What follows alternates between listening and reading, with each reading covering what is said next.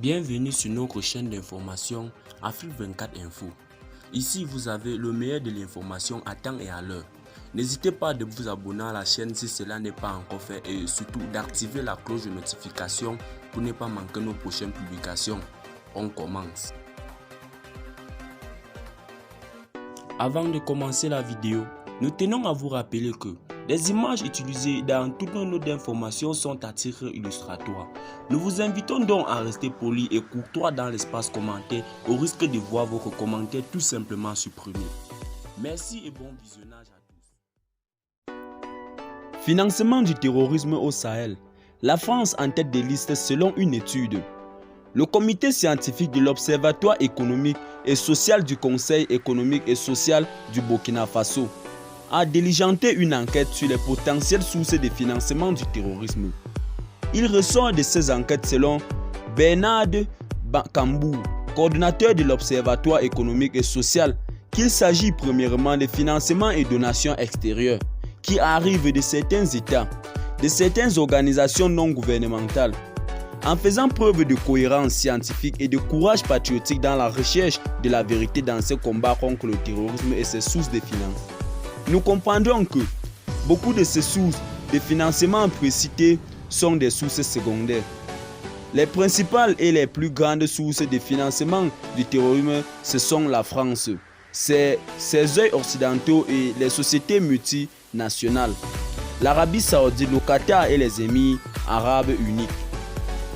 C'est la même France en 2013 qui s'est entendue sur la route de Kona avec le chef terroriste Iya Afghali, le cerveau des attentats contre l'état-major général des armées du Burkina Faso le 2 mars 2018.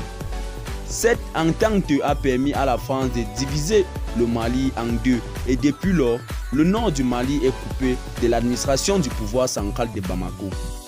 Kidal, placé sous l'administration de la France, est devenue la capitale de tous les délinquants et forces d'occupation nazis, MINUSMA, BACAM, terroristes, trafiquants d'armes et de drogues.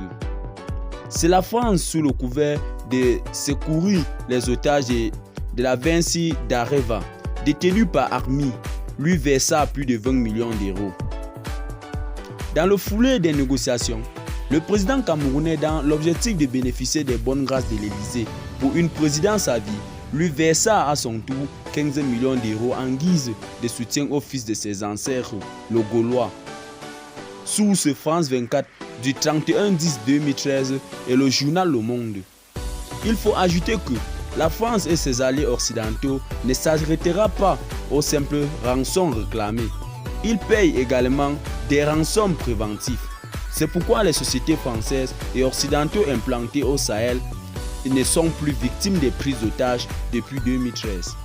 Le journaliste mauritanien Lemine Oud Salem, co-auteur du film Salafiste, témoigne.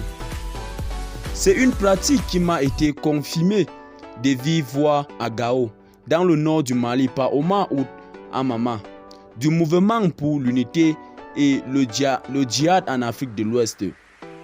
Même s'il n'en est pas précis des montants, ces rançons étaient versées pour inciter les groupes terroristes à épargner les ressortissants des pays qui les versaient, comme la France. Eh bien les amis, c'est ici que nos blocs d'information s'achèvent. Étant donné que vous informez est notre mission, n'hésitez pas de vous abonner à la chaîne si cela n'est pas encore fait et surtout d'activer la cloche de notification pour ne plus manquer nos prochaines publications. Restez connectés sur Afrique 24 Info. Bye bye.